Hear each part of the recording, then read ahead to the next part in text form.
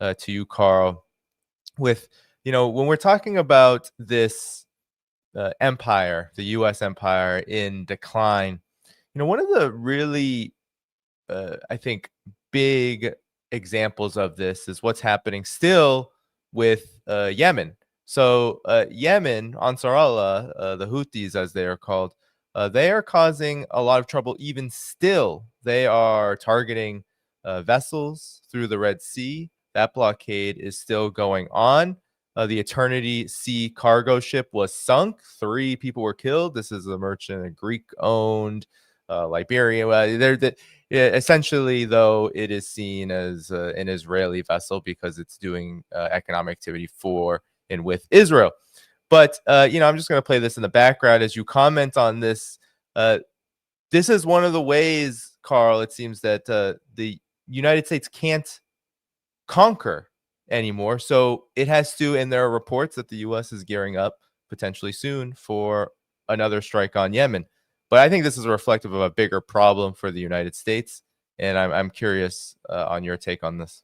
I mean, U.S. failed the first time trying to bomb Yemen into submission. U.S. have been involved in wars against Yemen since 2014. It's more than a decade. And the Yemeni people haven't bowed. The renewed aggression against Yemen will make no difference. And, in fact, during the first operation against Yemen, the U.S. admiral says this was the most intense naval engagement that U.S. Navy has engaged in since World War II. Well, guess what? They lost 3 F-18s against a country with no air force and no air defense. This shows the real limitations on the U.S. empire. They can't do that against Yemen. There's less they could do about Iran, and this is why they have all these crazy plans of using tactical nukes against China. But look, China is not defenseless. China has nukes. China's nuclear arsenal is expanding. And using tactical nukes in battle is just going to open a Pandora's box. It's going to open up precedents. Yes, China may not. The hope of U.S. Pentagon planner was that, okay, maybe using tactical nuke that will fall under the threshold of using strategic nuke. So the hope is China will not respond by launching ICBM against Los Angeles. But look, if U.S. can use tactical nukes, that means China can also use tactical nukes. And right now, China has developed a complete kill chain with their satellites detecting all the U.S.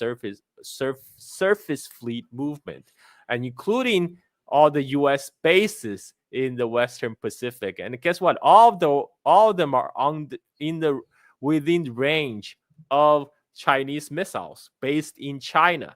Now the Chinese have the capability to track a U.S. Navy ship in its movement in the Pacific and then send a anti-ship ballistic missile against it. And then based on the satellite feedback to correct the course of the ballistic missile, so you will strike the target. So none of the U.S. surface fleet it will be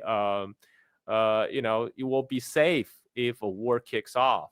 And if U.S. can use tactical nukes against, say, a Chinese naval base, that means China can use tactical nukes against U.S. aircraft carrier groups. This is not the China is building up its own capability, and as time goes on, China's capability will only grow stronger. And right now, U.S. I know U.S. is trying to provoke a conflict, but China is not taking bait. U.S. has sent more than 500 Marines to Taiwan already, but you know what? China, look, okay. What's those 500 Marines gonna do? If when shit hits the fan and China put on blockade, those 500 Marines will be just sitting ducks. And this is why China is not it's not taking the bait of U.S. trying to bait China into a larger conflict, because China knows time is on its side.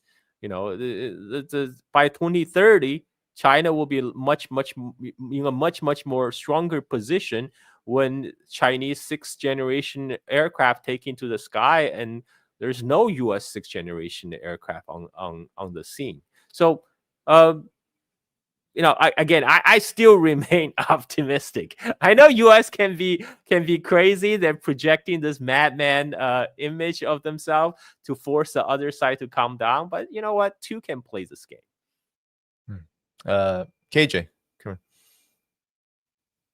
on. To strike a balance, on the one hand, I do believe the threat of war is very real. I see the momentum for it. I've been tracking it for over 12 years. I've been watching everything that's happening, and this momentum is continually building. You see the heightened information warfare. You see the staging of the theater for war, the preparation, and then you see the constant escalating provocation.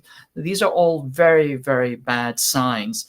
And of course, we know that, the US is a failing capitalist empire, and the reset button for capitalism is always war. You destroy everything and you reset everything, and now you can start again. You don't have to worry about the overproduction and the underconsumption, etc. So this has traditionally been the method that is being used. The thing that we might be able to hope for is that Trump at core, and again, this depends on how much influence he has, is he is a warmonger, but he doesn't like losing wars. So if he can be convinced to understand that this is a war that there is no way he can win, then he might be able to rein back Elbridge Colby and some of the other hawks. So it's a possibility. I put that out there, but I actually have no insight into what will really happen. I think the thing that we have to understand is that war functions as a continuum, and it's a hybrid war, and it comes in multi-domains. And the domain that is primary, and which the US has tremendous superiority still to this day, is in information warfare. It is 100 years of advertising and PR has made it so that it is extraordinarily skilled in information warfare. And the military quite literally sees your mind as a battlefield. Your mind itself is seen as a territory of contestation. And so that means that we can start out by starting to resist that indoctrination which is leading us to war, which is convincing us that war is necessary and inevitable, and that China is a threat. Of course, China is no such thing. It's not a threat. What they mean by threat is that China is uppity, that it is not in its place, and that it dared to rise and challenge the white Western imperial powers. Not only did it dare to rise, challenge, and develop itself, but it did this by using socialism, which is not supposed to work. Socialism is supposed to, collapse of its own contradictions. How dare they use this, damnable socialism to develop their country and to make it even better, and more developed than ours. So there's so many contradictions. There's so many, ancient hatreds that are being stoked that are very, very easy to manipulate in the general public. So I think the first line of defense is you kind of have to degauss your brain of all this indoctrination and hate mongering and manufacturing of consent for war. And the more absurd the lies you're being told, that the closer we are to war. Those who tell you absurdities are preparing you for atrocities. So we have to resist falling into that indoctrination. And then we have to speak out, both as individuals and as, in solidarity with large groups, and to speak out against this escalation to war, to inform ourselves, and then to speak out, and then to take whatever, civil action is necessary to prevent this escalation.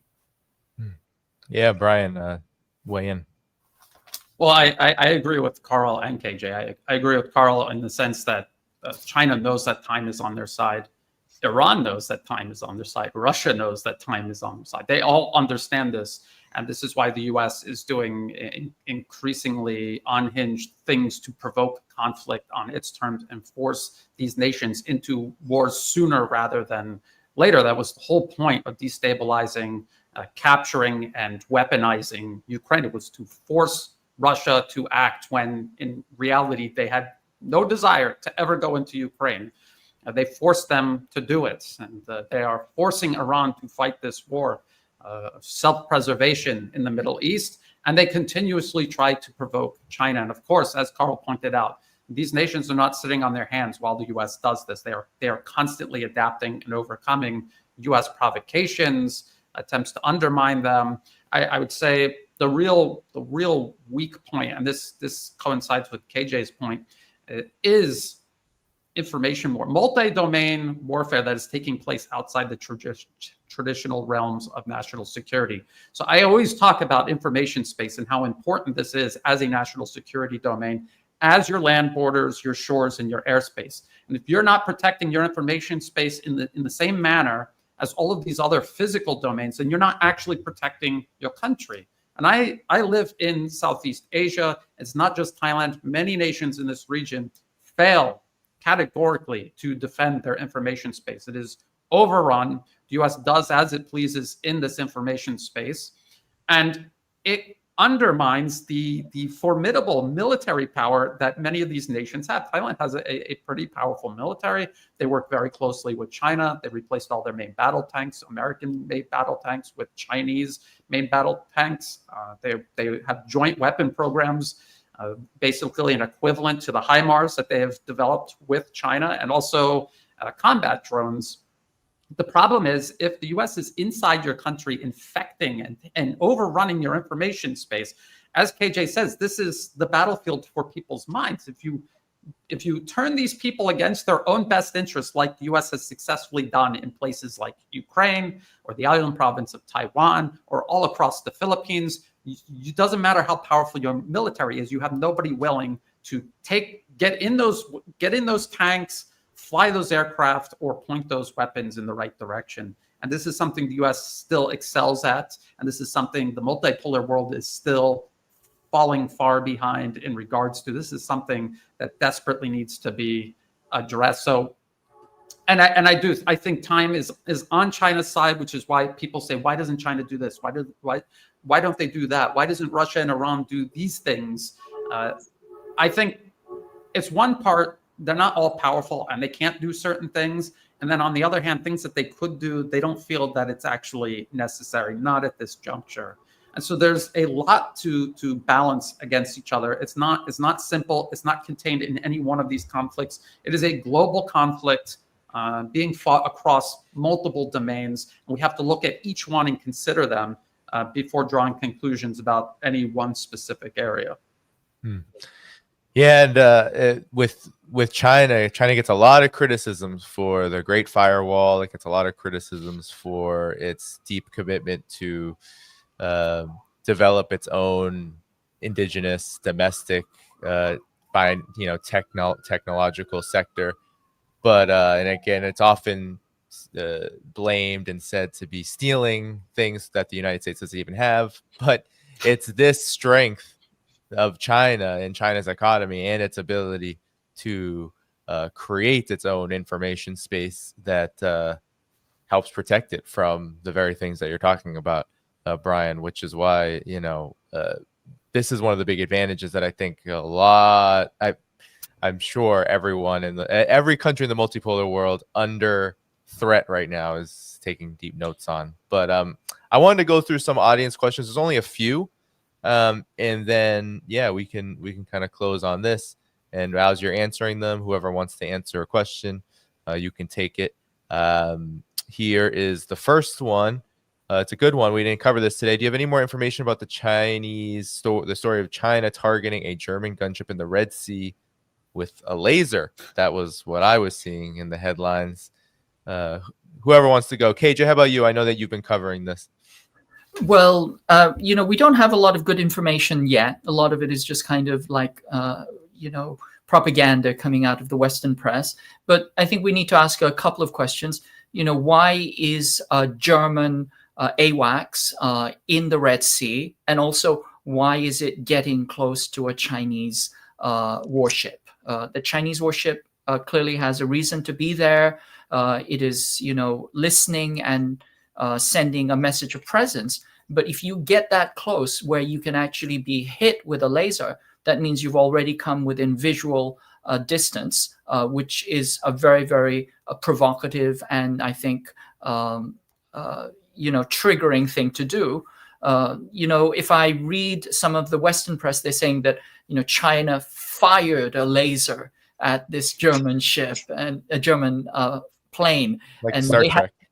like Star Trek, and they had to hightail it out of that before the entire cockpit exploded in flames. No, I don't think that's what happened. If it did happen, it was probably some kind of a targeting laser. Sent a laser beam, and that sends the message that you are being tracked and you are potentially being targeted.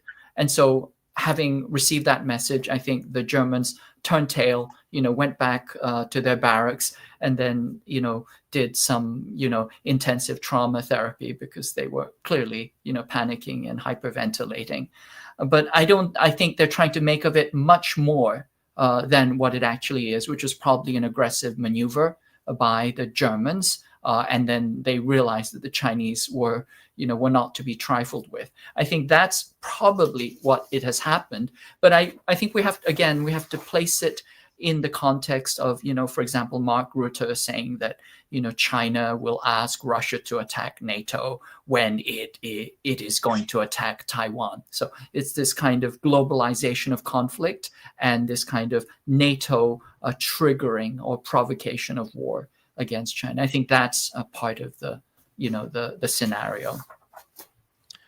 If anyone has another comment on this, feel free. There's a few more, but if there's anyone that wants to take this, perhaps Brian, aren't most Patriot missiles the shoot down a lame airplane kind? Seems only 10% of them are anti-missile. They're ineffective. What's your take on this? Well, there are different versions of the Patriot missile interceptor. I'm not actually exactly sure about that specific aspect of it, but even if every single one of them was an anti-ballistic missile, that could, with 100% accuracy, shoot down ballistic missiles, the U.S. still would not have nearly as enough of them just for their conflict in Ukraine, saying nothing of waging any sort of protracted conflict against Iran, and especially no conceivable long-term conflict with China. So this is a huge problem. They produce only 500, maybe 550 to 600 a year, and by 2027 they're going to expand it to a whopping 650 a year. Russia is already making 700, 800 Iskander missiles alone, saying nothing of Kinzhal and all the cruise missiles and everything else that the Patriot would also be used to attempt to intercept. Anyone else want to comment on this one? And then there's actually one specifically for Brian, but maybe, Carl, you can answer, I guess, from the Bali perspective. I guess Steve McNally, with a very generous super chat, said, visited Bangkok in the last year to attend a mate's fight. I have no intention of going back because of the state of workers' accommodation clearly visible on the way in from the airport. Is this typical in Thailand? So I guess Thailand, Carl, you can also answer to this, but maybe Carl, you first, since it's for Brian. But that's Brian's neighborhood. Well, look, if you travel around Thailand, there's many different kinds of construction taking place, being done by many different types of people. If you have people who have come in from, say, Myanmar, they are working in these basically like shanties that are on site. They have basic amenities, I guess you would say. They have toilets and showers and everything. And then, especially if you're in the city, you have 7-Eleven and everything around that you could go buy whatever you need, or local markets where you could buy everything that you need. So, I mean, it is what it is. I don't know what kind of accommodations you would expect those type of workers to be. Yeah, go ahead. I will put in my 2 cents as a visitor to Bangkok because I was just recently there where I met with Brian. For me, I have a totally different perspective because I went to Thailand in 2002, right after 9/11. I was in Thailand. I went to Bangkok. Back then, Bangkok was like a movie set out of those Vietnam War movies, right? I mean, like I saw like rats running around the street downtown, and I saw elephant on the street. Like 2 o'clock in the morning, I went downstairs to a 7-Eleven to buy some snack. I literally saw an elephant walking down the street of This is Bangkok, right, capital of Thailand, and I came back. I came back recently, and I was pleasantly surprised. I was actually very impressed by the transformation that took place in the last 22 years. It's quite striking. Like the Thailand is, it's nice. They have nice infrastructure. They have very nice, clean metro system. Even with protective rails, so nobody can throw people onto the tracks. And people lined up. Thai people are super polite. So I had a great time. I went to the mall. They're just like malls everywhere else. No different. And there was like a group of teenage girl there gathering to watch boys band. Right? I mean, like this is just normal. There's a large consumer society that's been developing in Thailand. This is a growing. This is obviously evidence of growing middle class. So I think I think it's because I have that contrast. I know what Thailand was 20 years ago, and I see Thailand today. I see the improvement. Maybe the person come from an experience where he, I don't know where any other countries he has been outside the United States, and he, Bangkok is not Minnesota. Okay, let's put that way. But Thailand is not Minnesota, right? It's still a emerging economy. It's still trying to develop. So of course, it's not. If you compare to the U.S. standards, maybe that's not up to par. But for their own country's development trajectory, Thailand already made tremendous strides in the last 20 years. I quite like Bangkok. I wouldn't mind moving there. Well, I can because I love surfing, and Bali is perfect for that. But if that was not a consideration, I wouldn't have mind to move to Bangkok. Everything is very convenient. People are polite. It's safe. And it's and many places are clean, much cleaner than U.S. city, which is much more than you can say about places like New York or San Francisco. That's my 5 cents. Well, I just about the construction, you're going to find construction sites like that. Other construction workers are bussed in or brought in on trucks, and they live in apartments that at one point, when I first came over here, I had no skill set. I had nothing, and I was living in apartments with people who did work like that. And it's very basic, but it's comfortable. It has absolutely everything you need. So, you see one thing on your way to one event, and then you generalize about an entire country of 70 million people. I don't think that's a fair way to pass judgment on an entire country. You really need to look into it instead of, I saw some people in like tin shacks on a construction site, and then think that every single construction site looks like that. It's not true. And a lot of these people are people who came in from Myanmar, and they've chosen to do that. There's a misconception that here people are so desperate for work and money. There are so many opportunities to advance yourself. You can go to university in Bangkok, and you could get a degree for like $1 per credit. It's just something inconceivable. If you lived in the United States, wouldn't be possible. And I know people who come from poor families. They share an apartment, they go through university, and then they get decent jobs. And like Carl says, they join this growing middle class. So you gotta be careful about generalizing based on one short trip.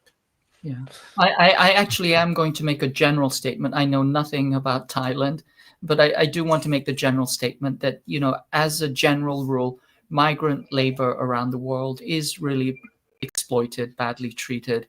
I knew a friend who worked as a foreman of migrant laborers, Koreans who went to Iran during the Iran-Iraq war. They were building, construction, and he said that they were forced to work while they were being bombed. So I think that gives you a sense of, how they're treated. And of course, even in the United States, the way that immigrants are treated is atrocious. I knew, somebody I knew, was working on a construction site. He told his boss that the scaffolding was not safe. And the guy said, "I don't care, you go up there anyway." And the scaffolding collapsed. He fell down 3 stories. And then once he was on the ground and injured, they just told him to get lost. So these kinds of abuses happen all around the world. So I think that's something that we need to be aware of. The whole notion of an illegal immigrant in the United States was created at the end of slavery because they needed a whole new set of workers who had no rights and no capacity to demand, fair treatment. Yeah, well, no doubt. Well, Thailand, I've never been there, don't know much about it, so I defer to you, Carl and Brian. But Thailand it's an emerging economy. It's a developing country. It's one that has poverty, and I think that one of the key things here is that it's projects like China's Belt and Road Initiative, which are going to offer the future. For a real future for the developing countries, for the global south, which can potentially build the blocks toward addressing all of the problems that the underdeveloped world, the formerly colonized world, however people want to, the global south, however people want to characterize it, all of these major problems that really do fall at the feet of this historic long process of Western imperial domination and subjugation. I mean, that's really the root problem here. And so it's great to hear that Thailand is able to and is developing at a rapid rate. And I think that this is going to be this is the pattern for Asia as a whole. And this is why Asia, especially East Asia and the Pacific, will turn to China and is already turning to China away from whatever the United States is trying to make it do, especially on the economic front. These tariffs are only going to make it worse. Anything you gentlemen want to say before we head out of here? I just want to add something to what KJ said, because I agree. And I think migrant workers, wherever they go, they're desperate, and people will make use of that desperation. In Thailand, you will see the workers from Myanmar, they do get access to healthcare. They're obviously not living as comfortable as Thai people. It's just a fact. But it has been improving over the years. But one thing I want to add, the whole reason you had people flooding in from Myanmar is because the U.S. has waged a multi-decade proxy war against the central government in Myanmar. They're trying to overthrow the government, install a client regime. Look at a map. Myanmar is right on the border with China, and it is a Belt and Road Initiative partner. There are pipelines that go through Myanmar that help move hydrocarbons to China so that Chinese tankers don't have to go through the Strait of Malacca and of course, through the South China Sea. Choke points the U.S. has designated that they will try to close in any sort of conflict with China. So again, you could blame. I guess you could blame certain people in Thailand are working to fix it. Other people are taking advantage of it. But ultimately, these people would be living happy, comfortable lives in Myanmar, just like Thai people live comfortable lives here, if that war wasn't going on for decades and the U.S. wasn't fueling it. I agree. I agree with Brian. And I think, Danny, I think you've made the really, really good point is if we pan out and we look at the big picture, if we see the kind of development and the infrastructural development and the kind of global lifting up of all, the global South countries that China is initiating through its Belt and Road and BRICS projects, I think that is salutary. So certainly the global South is still suffering. I grew up in a Korea, which, was rapidly industrializing. It's still suffering a lot. The current president of South Korea was a former factory worker, and he will tell you that, when he was working in a factory, he was beaten, black and blue, as a child from the age of 12. So the conditions of labor in the global south are, really, really bad. But as it develops, as it gets better, and as it follows the lead of China, which has lifted up, living standards for everybody, all of its workers, then I think there's hope and optimism for the rest of the world. And this is exactly what the US wants to prevent. It wants to keep everybody down under their heel in this kind of global hierarchy where they're at the top and exploiting everybody else to the max. Is it any wonder why Donald Trump and the Trump administration is so afraid of BRICS? And this is the big reason why. Is they want exactly what you just said, KJ. They do not want to see BRICS grow. It doesn't matter how idiotic Trump is. He thinks Spain is in BRICS. He thinks BRICS was created to essentially F the US in the A, essentially, but that's not the case. It doesn't matter. And he thinks BRICS is dying. He thinks BRICS is falling it's apart. dying, but it's got to be tariffed. But it's trying to de-dollarize. It's made against the US. But the point is that's the big point, is that it's all about subjugating. The rest of the world. I just want to add, I have traveled to Thailand, Malaysia. I'm in Indonesia. I see development everywhere, and I see a lot of Chinese investment into the region, a lot of infrastructure building. So it's very obvious that Southeast Asia has chosen, and I in the contrast, I just don't see the equivalent of kind of U.S. investment into this region in terms of building infrastructure, in terms of building up the economy. Like the Asians have already moved on. This is an Asian century. We are already in it. There's development all around us, and this is why I remain broadly optimistic for the future. Well, this was a great conversation.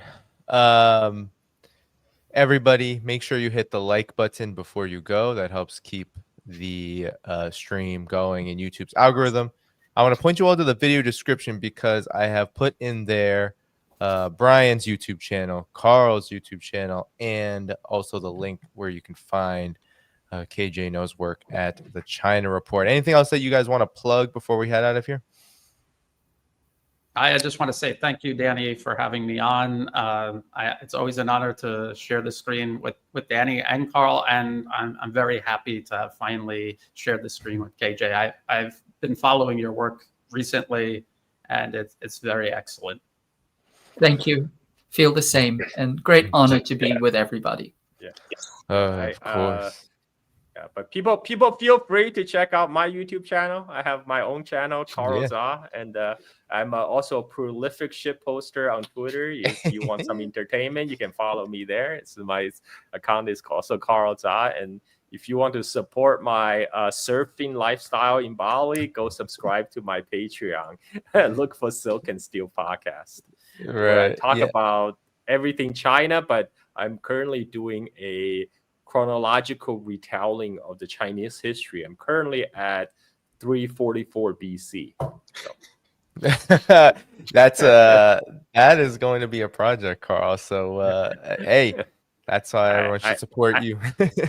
I plan to live a long time. Yeah. I'm taking my time. China's on my side. Chinese government's always saying 5,000 years of history. Yes, Carl, you will have to use many days, weeks, and months to cram that in. So everyone, yes, video description. You can find Carl's YouTube channel and all the places, I'm sure, where you can support him. Hit the like button. In the video description is all the places you can support this channel, Patreon, Substack, Buy Me a Coffee, and so many other options. With that said, everybody, I'll be back again soon.